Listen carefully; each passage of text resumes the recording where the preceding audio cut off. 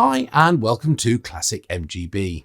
Now, MGB production ran for 18 years, and even longer if you include the RV8. In that time, society changed dramatically. When launched in 1962, the Beatles had yet to bother the chart. The most popular record was Acker Bilk's Stranger on the Shore, and the Christmas #1 was Elvis Presley's Return to Sender. As production of the MGB finished in 1980, the punk revolution had been and gone, and the Police, Blondie and ABBA topped the charts. Alongside changes in music, attitudes and public opinion changed significantly. What was acceptable in the 60s definitely wasn't appropriate in the 80s, and whilst the car remained almost the same, how it was advertised changed dramatically. We can't hope to feature every single ad for the MGB in all territories, so let us know in the comments what you think of our selection, and if you've got some good ones we haven't included, let us know. So here we go, a deeper dive into 3 decades of MGB advertising. The first ad I could find for the MGB was this one from Autocar magazine, published on the 21st of September 1962. Whilst it clearly focuses on the novelty of the model and uses the superlative word for the first time, the power is emphasised and highlights the fact that the capacity of the B-Series engine had been enlarged to 1800cc from the MGA's 1600cc. It's interesting that a number of suppliers decided to align themselves with the new car through advertising, including the pressed steel company that produced the body shells, the company that was later to become part of the British Motor Corporation. The United States was always going to be a key market for the MGB, and this ad is an early one and the first indication that the car would clearly be targeted at men. Phrases like, "If he wants to bet that your hairdo will stay done, don't bet, he'll simply wind the windows up." Can you imagine advertising like that today? For comparison, the Canadian launch advertising focused on the car itself, highlighting the improvements in specification, including actually mentioning that the fact that both doors and boot lock. Certainly a reflection of a bygone age. The MGB also appeared in brand advertising featuring both the sports cars as well as the MG 1100 and the Magnet. With only the space for one tagline for each model, the MGB is described as "with the specialist's sporty performance." This is another US ad that underlines that MGB advertisers in the early 60s clearly targeted men. I'm not entirely sure that their promise of hairdos staying done is illustrated in this image. I'm not sure what the designers were thinking of here either, with the speech bubble facing the wrong way, probably some imagery to liven up pretty dull copy. My only guess is that the information is straight from the horse's mouth. Interesting dual advertising here, with both the car and the new tyre from Dunlop being promoted. It also mentions that Dunlop wheels and mats are fitted to the MGB, so I wonder whether it was funded by MG or Dunlop. Another early ad, this one focusing on the history of the brand and its reputation with the emotive words "patriarch of a noble race." Somewhat pretentious, but the superlative tagline is still in evidence. Interestingly, according to this ad, the cost of an MGB, including purchase tax, was more than £800, which is about the same as the average annual salary at the time. The male-focused advertising continues in this one, again from the early 60s, and judging from the position of the steering wheel, it's from the States again. As before, the woman's role is that of companion. Back in the UK, and following the success of Paddy Hopkirk and Andrew Hedges at Le Mans in the specially streamlined MGB, the MC clearly thought this would help sell cars and help attract buyers to its stand at the motor show that year. This motorsport-based theme continued with these ads, this time using the overall win in the Grand Touring category of the famous Monte Carlo Rally. Copy is almost identical, although whilst I'm not a golfer, I'm fascinated exactly how much ingenuity is needed to fit a full set of golf clubs in the boot. 1965 saw the launch of the MGB-GT with the original steel wheels, no sunroof, and emphasising the GT benefits. Comfortable, roomy, and with elegance and sophistication. I'm not sure you'd necessarily use these words these days. Talking of advertising speak, look at the tagline, backed by BMC Service Express, expert everywhere. Another interesting ad for the GT was this one. Now, superficially, it's quite clever, with the model on the roof clearly highlighting the coupe body for those that associated the MGB with an open-top car. However, phrases like the MGB-GT whistles you from here to there before your favourite lady has time to change her mind suggests that MG were clearly still targeting men. Luxury, though, was clearly the focus on the GT, and Connolly Leather, a brand used by high-end car manufacturers like Rolls-Royce and Aston Martin, was used effectively to emphasise the luxurious nature of the GT. I guess it just shows how expectations have changed. I'm not sure luxury would be the first word I'd use to describe the MGB's seats.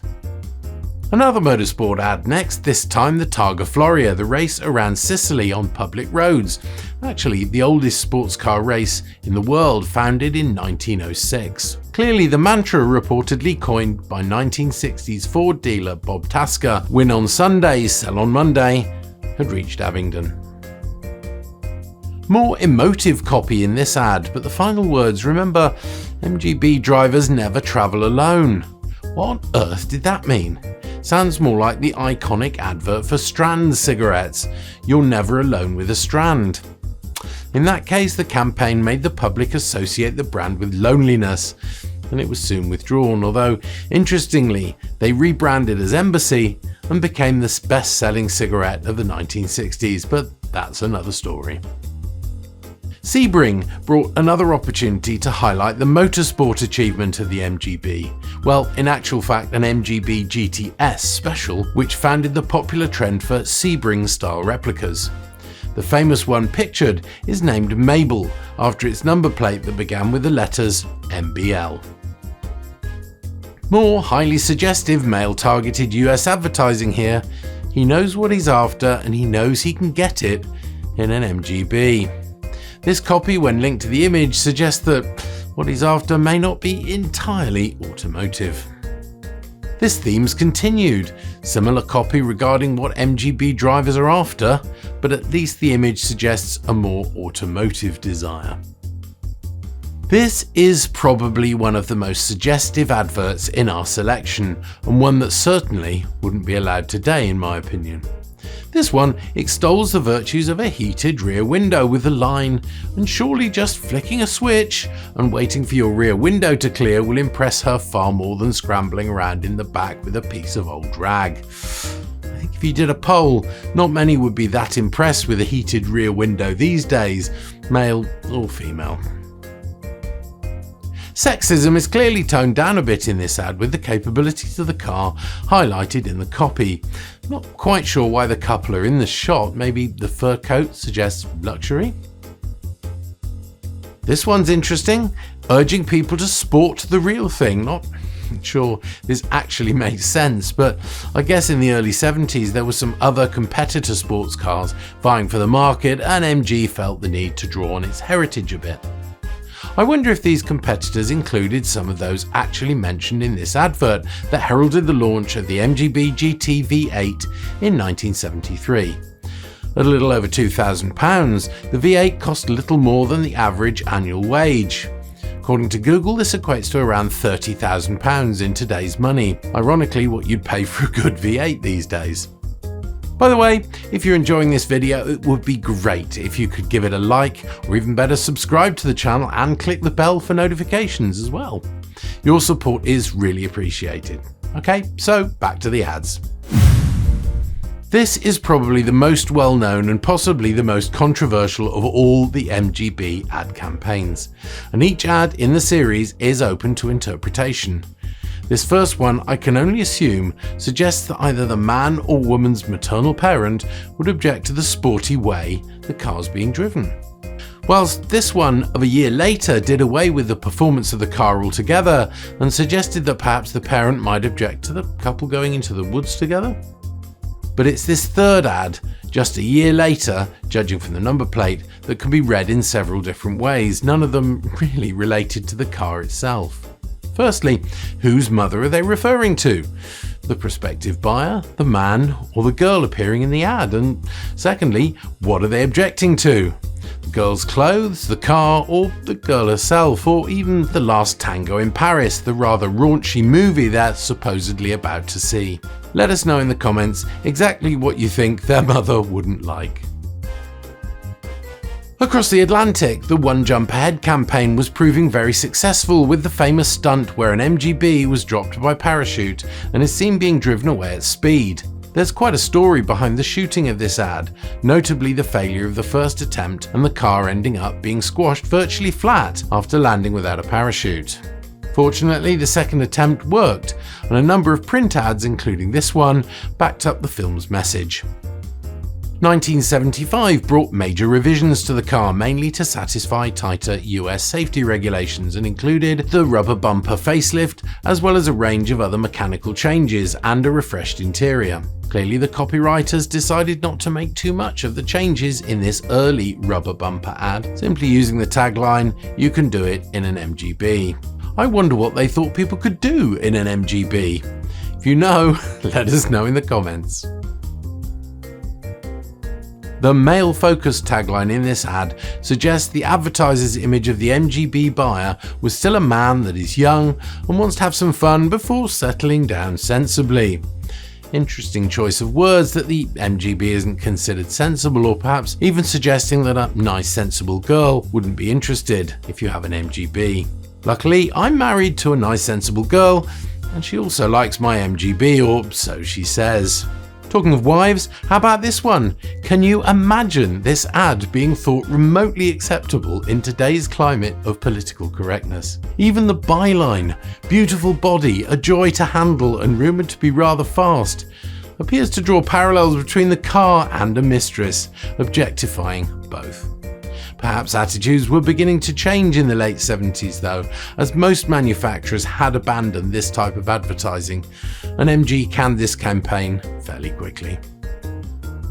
By the late 70s, legislation was being discussed that could effectively ban open-top cars in the US, and this was one of the reasons that the Triumph Stag was designed with a Targa top, and the TR7 was initially launched as a coupe rather than a roadster. We reckon this advertising subtly drew on this, highlighting the MGB as one of the few classic sports cars still available as a roadster. To finish off, this may well be the saddest advert of all. Released after MGB production was stopped in 1980. It illustrates the long history of the success of MG sports cars in the US. Interestingly, the ad floated the idea that an MGB would increase in value over time. Another interesting point is that only 1979, not 1980 models were available in California. I'm guessing this was due to the increased emissions regulations making new MGBs non-compliant in that state. So that's it, a quick run through of 3 decades of MGB advertising. As I said earlier, many of our selection would be completely unacceptable today and certainly didn't embrace any form of diversity. Did the advertising agency really think the MGB would never be driven by women? The irony, of course, is that many of the product placements for the MGB in series like The New Avengers and even the movie The Man with the Golden Gun featured MGBs being driven by women. I do think it's really interesting to see how things have progressed since the 60s and how economy, eco-friendliness and sustainability now feature rather than the tired notion of the guy getting the girl because he drives a sports car. We hope you enjoyed this trawl through the decades. Let us know what you think in the comments, and if you found some other interesting MGB ads not in our selection, we'd love to hear about them. As always, thanks for watching and take care.